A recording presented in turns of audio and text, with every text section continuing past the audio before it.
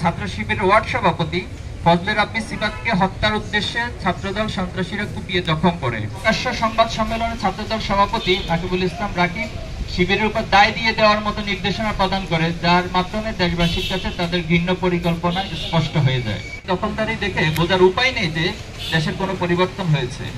অপরাধীদের হাত বদল হয়েছে ঠিকই, কিন্তু অপরাধ আগের মতোই চলছে। গত 4 ফেব্রুয়ারি যশোরের চাচড়ায় চাঁদা না দেওয়ার সম্রাট নামের এক মাছ ব্যবসায়ীর চোখ উঠে ফেলে ছাত্রদল নামের কিছু সন্ত্রাসী গতকাল গাজীপুর মাইকে ঘোষণা দিয়ে প্রকাশ্য দিবালোকে চাঁদা আদায় করার ঘটনা আপনারা দেখেছেন। প্রতিদিন এমন অসংখ্য ঘটনা গণমাধ্যমে প্রকাশ হচ্ছে। সম্মানিত উপস্থিতি, সম্প্রতি কুয়েট এনসি কলেজ এবং 20 ফেব্রুয়ারি তামিরুল মিল্লাত কামিল মাদ্রাসা যে হামলার ঘটনা সংঘটিত হয়েছে তা একটি ছাত্র সংগঠনের নব্য প্রেসিকাত হয়ে ওঠার ধারাবাহিকতারই অংশ বলে আমরা মনে করছি।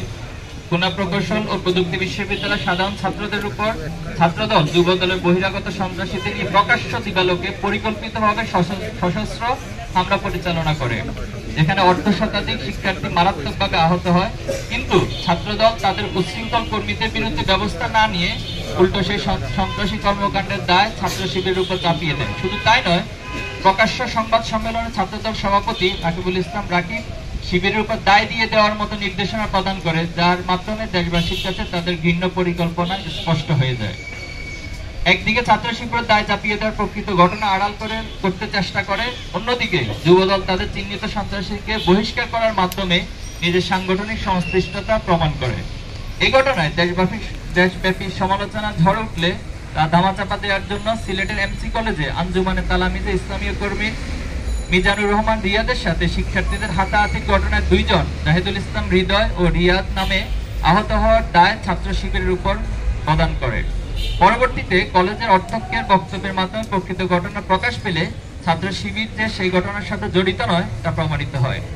কুয়েটে শিক্ষার্থীদের রক্তের দাগ শুকাতে না শুকাতেই গত 20 ফেব্রুয়ারি টঙ্গীতে তামিরুল মিল্লাত কামিল মাদ্রাসা শিক্ষার্থী এবং ছাত্র শিবিরের ওয়ার্ড সভাপতি ফজলে রাব্বি সিফাতকে হত্যার উদ্দেশ্যে ছাত্রদল সন্ত্রাসীরা কুপিয়ে জখম করে।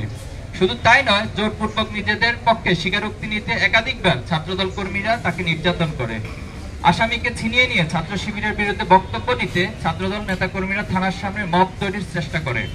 আমরা এই ঘটনার সাথে জড়িত সকলকে গ্রেপ্তার ও দৃষ্টান্তমূলক শাস্তি নিশ্চিত করতে প্রশাসনের কাছে জোর দাবি জানাচ্ছি। পাশাপাশি হামলার সাথে জড়িতদের বিরুদ্ধে সাংগঠনিক ব্যবস্থা নিতে ছাত্রদলের প্রতি আহ্বান করছি।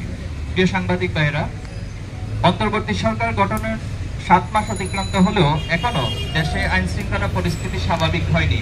প্রশাসনিক দুর্বলতার সুযোগে এখনো দেশে নানা প্রান্তে অপরাধ সংগঠিত হচ্ছে। সারা দেশে চাঁদাবাজি, ছিনতাই, ডাকাতি ও ধর্ষণের ঘটনা আশঙ্কাজনক হারে বেড়ে গেছে। উদ্বেগের বিষয় হলো, গণমাধ্যমের রিপোর্ট অনুযায়ী দেশে 273টি কিশোর গ্যাং সক্রিয় রয়েছে, যারা দেশকে অস্থিতিশীল করতে নানা ষড়যন্ত্র করলেও তাদের আইনের আওতায় আনা হচ্ছে না। গণমাধ্যম সূত্রে জানতে পেরেছি, জুলাই গণহত্যায় জড়িতদের 723 জনকে জামিন দেওয়া হয়েছে, অথচ বিগত 15 বছরে দায়েরকৃত মামলা আসামিদের মুক্তি এখনো নিশ্চিত হয়নি। রাজধানী থেকে ছেড়ে যাওয়া রাজশাহীগামী একটি বাসে 3 মাসের অন্তঃসত্ত্বা নারী সহ 3টি ধর্ষণের ঘটনা ঘটে। আমরা দর্শকদের গ্রেপ্তার ও দৃষ্টান্তমূলক শাস্তির দাবি জানাচ্ছি। স্বরাষ্ট্র উপদেষ্টা ও প্রশাসনকে দেশের আইন শৃঙ্খলা পরিস্থিতি স্বাভাবিক করতে আরো সক্রিয় ভূমিকা পালন করার আহ্বান করছি, অথবা নিজেদের ব্যর্থতার দায় স্বীকার করে জাতির কাছে ক্ষমা চাওয়া অথবা পদত্যাগেরও আহ্বান করছি। সম্মানিত উপস্থিতি, আমরা লক্ষ্য করেছি মুক্ত চিন্তার নামে এদেশে ইসলাম বিদ্বেষী একটি গোষ্ঠী পরিকল্পিতভাবে ইসলামের বিরুদ্ধে বিদ্বেষ ছড়িয়ে সাম্প্রদায়িক সম্প্রীতিকে বিনষ্টের চেষ্টা করছে।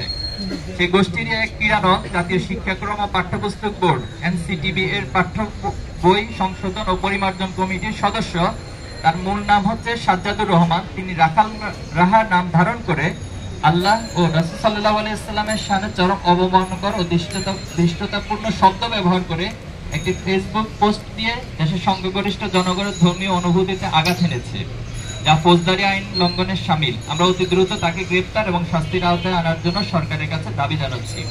উপস্থিত সাংবাদিক বন্ধুগণ, পারস্পরিক সহযোগিতা ও ঐক্যবদ্ধ প্রচেষ্টার মাধ্যমে একটি সুখী, সমৃদ্ধি ও বৈষম্যহীন সৎ বাংলাদেশ গঠন করা সম্ভব। এক্ষেত্রে রাষ্ট্রের চতুর্থ স্তম্ভ গণমাধ্যম ও জাতির বিবেক, সাংবাদিক কর্মীদের ভূমিকা অপরিহার্য।